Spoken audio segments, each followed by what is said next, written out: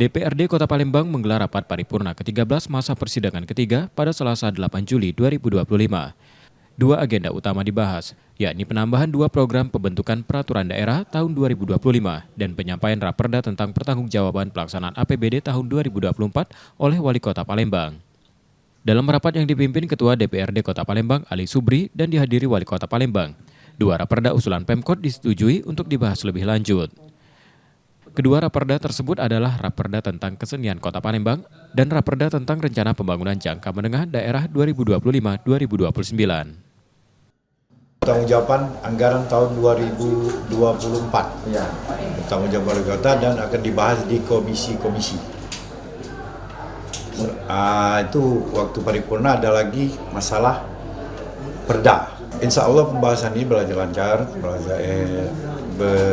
lancar, dibahas di komisi-komisi.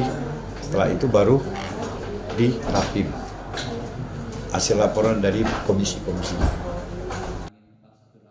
Sementara itu, Pemkot Palembang melaporkan realisasi APBD tahun 2024 telah mencapai lebih dari 94%. Dan semoga ini akan dibahas dari seluruh organisasi perangkat daerah dengan komisi-komisi di DPRD Kota Palembang.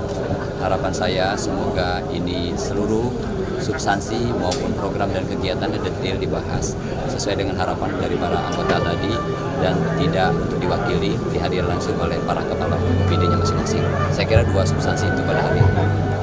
Oke ya,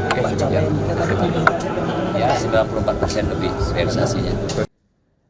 Dengan penambahan itu, jumlah raperda dalam Propemperda meningkat dari 14 menjadi 16.